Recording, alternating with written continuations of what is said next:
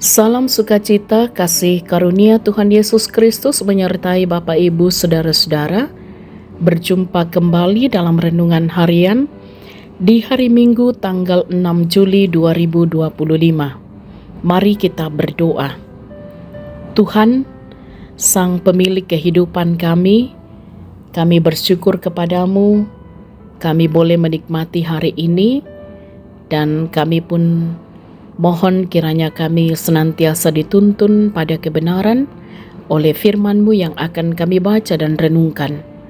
Roh Kudus berkuasalah di dalam hati dan pikiran kami, terangilah sehingga firman-Mu kami pahami dengan benar dan kami pun boleh setia melakukannya dalam kehidupan kami.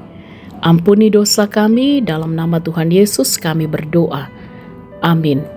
Bacaan Alkitab dari kitab 2 Raja-Raja pasal 5 ayat 15 sampai ayat 19a. Lalu ia turun membenamkan dirinya 7 kali dalam sungai Yordan sesuai dengan perkataan abdi Allah itu. Tubuhnya pun pulih kembali seperti tubuh seorang anak kecil dan ia menjadi tahir. Kemudian ia bersama seluruh pasukannya kembali kepada abdi Allah itu.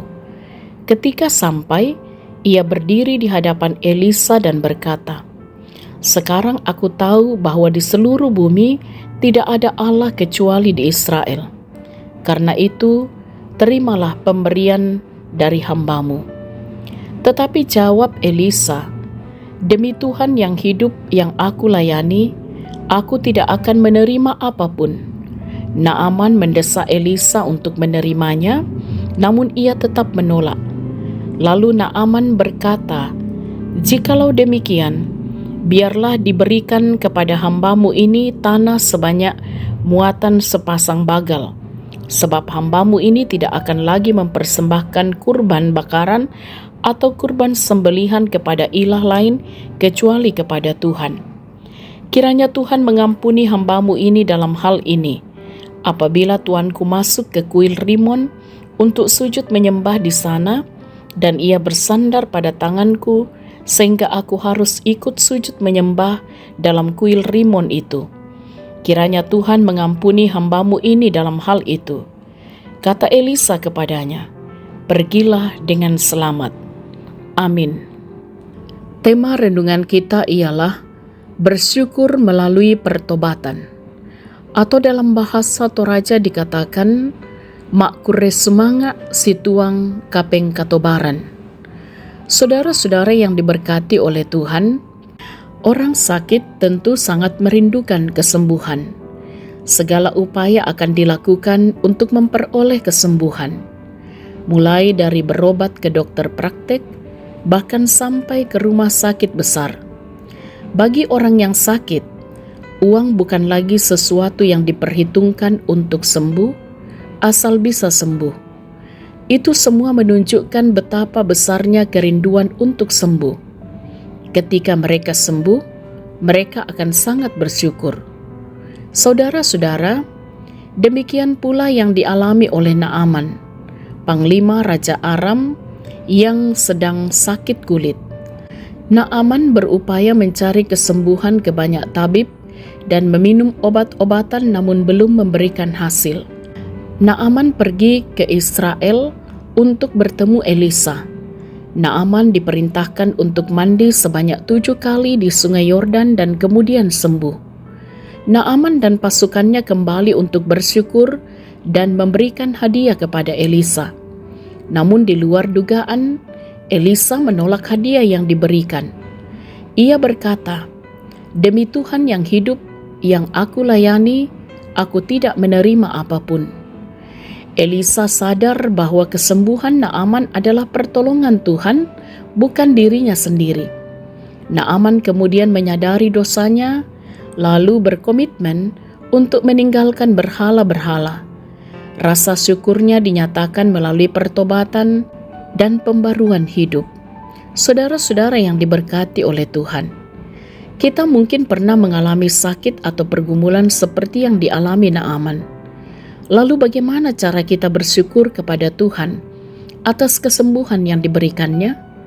Banyak orang yang memberikan persembahan di gereja, Banyak orang yang mengadakan ibadah syukur, ada yang memberikan hadiah kepada orang yang menyembuhkan. Itu semua tidak salah. Tetapi syukur kita dapat dinyatakan pula dengan pertobatan dan perubahan hidup sesuai kehendak Allah. Haleluya. Amin. Mari kita berdoa.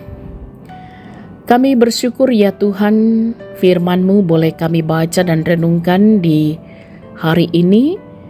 Kami mohon kiranya dalam segala hal dan keadaan kami senantiasa bersyukur, dan dalam kami menyatakan syukur, kami pun dapat menyatakan rasa syukur itu dengan pertobatan dan perubahan hidup sesuai dengan kehendak Tuhan. Mampukan kami ya Roh Kudus untuk senantiasa menjadikan firman-Mu sebagai sulu bagi langkah kami. Diberkatilah kami semua di sepanjang hari ini dalam berbagai aktivitas kami, dalam tugas tanggung jawab dan peran kami, yang sakit dipulihkan, yang berduka dihiburkan, yang berbeban berat diberi kelegaan. Dan tentu dalam topangan cinta kasih Tuhan, kiranya anak-anak kami terus bertumbuh sehat kuat jasmani dan rohani. Demikian juga untuk orang tua kami yang sudah lanjut usia senantiasa diberkati oleh Tuhan. Doa kami juga kiranya bangsa dan negara kami bahkan dunia ini dipulihkan dari berbagai kemelut. Dan kiranya kehadiran gereja Tuhan dimanapun Tuhan mengutus sungguh-sungguh mewujud nyatakan persekutuan, kesaksian dan pelayanan. Diberkatilah pemimpin-pemimpin kami dalam mengemban amanah dari Tuhan.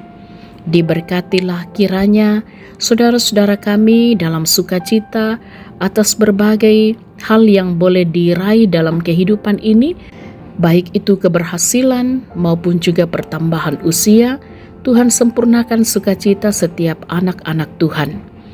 Kami mohon Engkau lindungi kami Tuhan di sepanjang hari ini, bahkan di sepanjang hidup karunia Tuhan. Ampuni dosa kami, sempurnakan doa kami. Kami berdoa dalam nama Tuhan Yesus, itulah Tuhan dan Juru Selamat kami. Amin. Sahabat renungan harian yang diberkati oleh Tuhan, selamat beribadah di hari Minggu ini. Selamat menikmati cinta kasih Tuhan. Bersyukurlah melalui pertobatan. Tuhan Yesus berkati.